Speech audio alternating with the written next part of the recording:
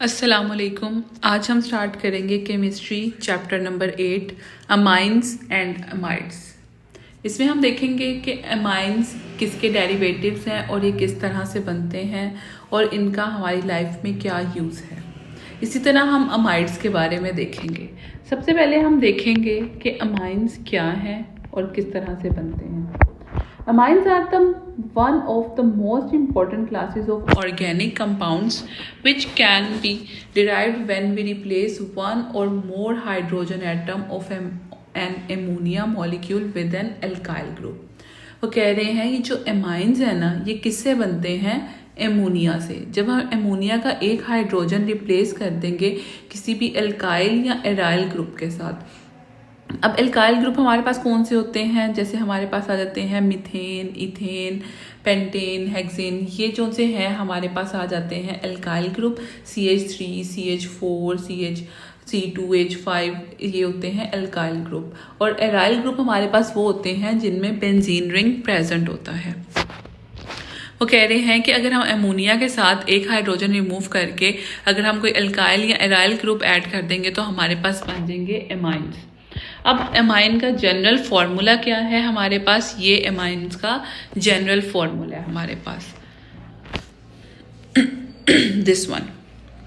इसमें क्या है कि ये है एमोनिया। एमोनिया में क्या है कि ये जो ये वाला हमारे पास है ना, इसमें हम एल्काइल या एराइल ग्रुप अटैच कर देंगे तो ये हमारे पास बन जाएगा एमाइंस। एमाइंस की हमारे पास 3 टाइप्स होती हैं, प्राइमरी एमाइन, सेकेंडरी अमाइंस और टर्शरी अमाइंस। प्राइमरी अमाइंस में हमारे पास क्या होता है कि 2 हाइड्रोजन प्रेजेंट होते हैं, इसमें नाइट्रोजन के साथ 2 हाइड्रोजन अटैच होते हैं। लेकिन सेकेंडरी अमाइन में एक सिंगल हाइड्रोजन अटैच होता है नाइट्रोजन के साथ। और टर्शरी अमाइन में हमारे पास कोई हाइड्रोजन अटैच नहीं होता नाइट्रोजन के साथ। ये हमारे पास इसकी टाइप्स हैं, प्राइमरी अमाइंस, सेकेंडरी अमाइंस और टर्शरी अमाइंस। ये हाइड्रोजन की बेस पे इसकी टाइप्स हैं।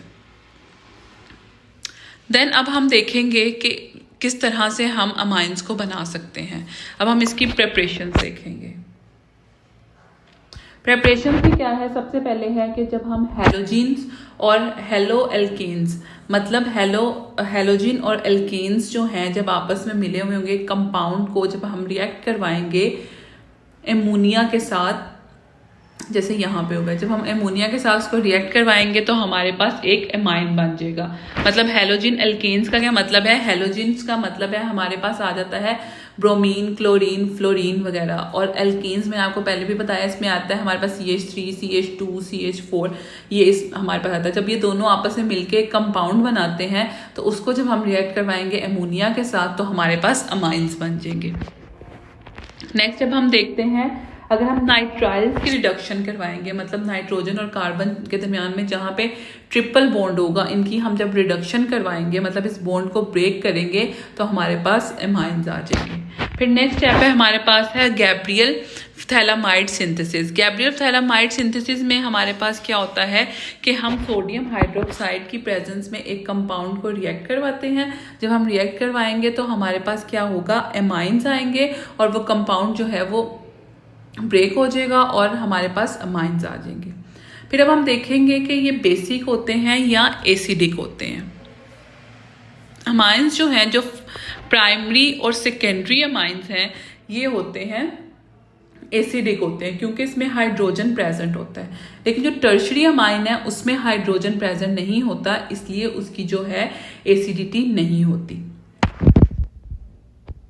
अब हम देखेंगे यूजेस क्या होते हैं अमाइंस के। अमाइंस किस किस चीज़ में यूज़ होता है? सबसे पहले है वाटर प्योरिफिकेशन में हम अमाइंस को यूज़ करते हैं, मेडिसिन की मैन्युफैक्चरिंग के लिए यूज़ करते हैं, और इंसेक्टिसाइड्स और पेस्टिसाइड्स बनाने में हम अमाइंस को यूज़ करते हैं।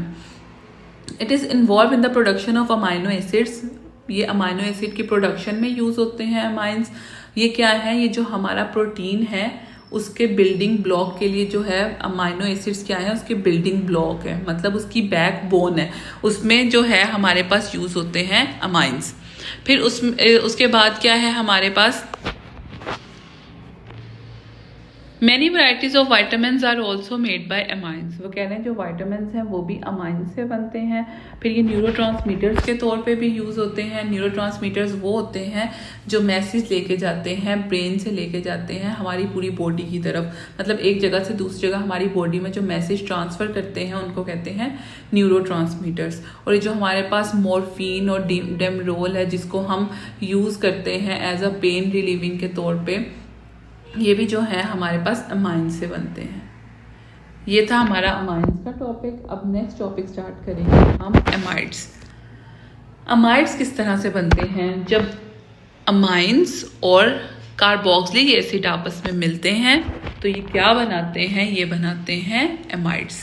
एमाइंस प्लस कार्बोक्सिलिक एसिड मिलके बनाते हैं एमाइड्स। अब हम देखेंगे इसकी सिंथेसिस किस तरह से होती है। Amine acyclization. An amide is formed by the reaction of an amine with an acyl group। मतलब वो कह रहे हैं कि हम अमाइन को जो है वो रिएक्ट करवाएंगे कार्बोक्सिलिक एसिड के साथ, तो क्या होगा कि हमारे पास आ जाएंगे amides. Nitrile hydrolysis. The formation of amides is caused by the partial hydrolysis of nitriles under acidic और बेसिक कंडीशंस। कह रहे हैं कि अगर हम हाइड्रोलिसिस करवाते हैं नाइट्राइल्स, मतलब जिसमें ट्रिपल बॉन्ड प्रेजेंट होता है, एसिडिक या बेसिक इन्वायरमेंट में हम उनकी ब्रेक डाउन करेंगे वाटर की प्रेजेंस में, तो क्या होगा? हमारे पास अमाइड्स आ जाएंगे। फिर है Beckmann rearrangement. Beckmann rearrangement is one of the most important amide synthesis method. The reaction entails the formation of an amide from an oxime group. ये किससे बनाते हैं? ऑक्साइम ग्रुप से बनाते हैं अमाइड्स को। The rearrangement of oxime in the presence of activating agent such as H2SO4 results in the formation of an amide. वो कह रहे हैं जब हम ऑक्साइम ग्रुप को जो है रीअरेंज करेंगे किसकी प्रेजेंस में? सल्फ्यूरिक एसिड की प्रेजेंस में, तो क्या होगा? हमारे पास अमाइड्स आ जाएंगे। अमाइड्स की क्या प्रॉपर्टीज होती हैं हमारे पास? अमाइड बॉन्ड जो है ये पोलर होता है, ठीक है, इसलिए जो है ये वाटर सॉल्युबल होते हैं। As a result amides are water soluble. Solubility of amide decreases as the molar mass of its hydrocarbon substituent increases. वो कह रहे हैं अगर हाइड्रोकार्बन का मोलर मास इंक्रीज हो जाएगा तो हमारे पास सॉल्युबिलिटी जो है वो कम हो जाएगी। The amides high boiling and melting points are due to its solubility. वो कह रहे हैं इनका जो हायर बॉइलिंग और मेल्टिंग पॉइंट है वो किस वजह से है? उसकी सॉल्युबिलिटी की वजह से है अमाइड्स की। अमाइड्स जो हैं ये लेस बेसिक हैं then amines because the lone pair of electrons on the nitrogen atom of the amide is conjugated with the carbonyl group। वो कह रहे हैं ये लेस बेसिक है as compare to amines, because amines में क्या है कि लोन पेयर जो है वो प्रेजेंट है, लेकिन अमाइंस में जो है वो ऑक्यूपाई हो गया, वो कार्बोनाइल ग्रुप के साथ उसने बॉन्ड बना लिया, इसलिए जो है ये लेस एसिडिक होते हैं, लेस बेसिक होते हैं। फिर कुछ एग्जांपल्स उन्होंने दी हैं हमारे पास एमाइड्स की।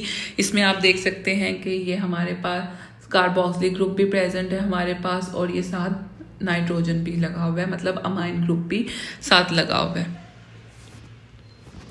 अब इसमें भी हमारे पास 3 तरह की क्लासिफिकेशन होती हैं। प्राइमरी अमाइड्स होते हैं, सेकेंडरी अमाइड्स होते हैं और टर्शरी अमाइड्स होते हैं। Primary amide is one in which the substituent on the nitrogen atom of the amide is only 1 hydrogen.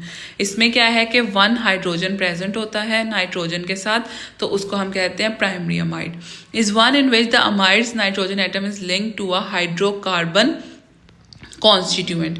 इसमें क्या है कि एक हाइड्रोजन प्रेजेंट होगा और साथ में क्या है कि एक कोई भी इस तरह से जो है प्रेजेंट होगा, कोई भी एल्काइल ग्रुप प्रेजेंट होगा। अमाइड में क्या था हमारे पास? प्राइमरी में हाइड्रोजन प्रेजेंट थे नाइट्रोजन के साथ, यहाँ पे एक हाइड्रोजन प्रेजेंट है और साथ एक एल्काइल ग्रुप भी प्रेजेंट है। और टर्शरी अमाइड में क्या है कि नाइट्रोजन के साथ कोई भी हाइड्रोजन प्रेजेंट नहीं है, ये दोनों क्या है? एल्काइल ग्रुप्स प्रेजेंट है, ठीक है, इसको हम कह देंगे टर्शरी अमाइड। अब हम देखेंगे कहाँ कहाँ पे हमारे पास यूज़ हो रही हैं। ये हमारे पास बहुत से स्ट्रक्चर्स को बनाने में भी यूज़ होते हैं अमाइड्स जो हैं। अमाइड्स जो है ये सिंपल, मतलब ये इजीली बन जाते हैं, resistant to hydrolysis and provide structural rigidity. ये करते हैं जो कोई हम जब स्ट्रक्चर बनाते हैं तो ये उसको रिजिडिटी देते हैं, मतलब उसको मजबूत करते हैं। The most durable materials are polyamides and nylons. हमारे पास कौन से हैं बहुत अच्छे, वो कह रहे हैं जो ज़्यादा देर चलते हैं वो पॉलीअमाइड्स हैं और नाइलोन्स हैं। A variety of drugs are amides including penicillin, LSD and paracetamol. ये सारी जो है ये अमाइड्स हैं। Further plant and alkyl amides have a diverse set of biological function. अब हम देखेंगे कि ये अब हमने देख लिया कि अमाइंस क्या होते हैं, अमाइड्स क्या होते हैं। अब हम एक दफ़ा इनका डिफरेंस भी हम रीड कर लेते हैं कि इन दोनों में क्या डिफरेंस है। सबसे पहले हमारे पास केमिकल स्ट्रक्चर इनका डिफरेंट आ जाता है। उसमें क्या है, नाइट्रोजन हाइड्रोजन के साथ होता है, ठीक है, और इसमें क्या है कि कार्बोनाइल ग्रुप प्रेजेंट होता है। फिर उसके बाद उन्होंने जनरल फार्मूला बता दिया कि इसका है RNH2 है, एल्काइल ग्रुप जो है वो अमोनिया के साथ प्रेजेंट होता है, और यहाँ पे क्या है हमारे पास कार्बोक्सिलिक एसिड और अमाइन आपस में अटैच होकर बनाते हैं अमाइड्स को। अमाइंस जो से हैं ये वीक बेसिस होती हैं, ठीक हो गया, ये वीक बेसिस होती है because they can accept a proton to form an ammonia. The basicity of amines increases with the number of alkyl or aryl substitute attached to the nitrogen atom. वो कह रहे हैं ये वीक बेसिस होते हैं, लेकिन इसकी जो बेसिसिटी है अमाइंस की इंक्रीज होती है जब हम कोई एल्काइल या एराइल ग्रुप को अटैच करते हैं नाइट्रोजन के साथ। ये लेकिन जो अमाइड्स होते हैं ना ये उससे भी ज़्यादा लेस बेसिक होते हैं, अमाइन से भी ज़्यादा, क्योंकि ये पुअर प्रोटोन एक्सेप्टर्स हैं। फिर उसके बाद हम देखते हैं बायोलॉजिकल सिग्निफिकेंस हमारे पास क्या है, बायोलॉजिकली ये कहाँ कहाँ यूज़ होते हैं। Amines are essential components of biological molecules such as amino acids, मतलब अमाइनो एसिड्स जो हैं वो भी अमाइन से बनते हैं, जो बिल्डिंग ब्लॉक है हमारे पास प्रोटीन्स के। फिर न्यूरोट्रांसमीटर्स के तौर पर भी यूज़ होते हैं। Play critical role in biological processes and signalling, मतलब एक जगह से दूसरी जगह ये मैसेज को ट्रांसफर करते हैं बॉडी में। Amides are important in biological molecules like protein and peptides where they form peptide bond between amino acids. Amides इसमें यूज होते हैं जो अमाइनो एसिड्स के दरमियान में बॉन्ड बनता है ना प्रोटीन को बनाने के लिए, उसमें हमारे पास अमाइड्स यूज होते हैं।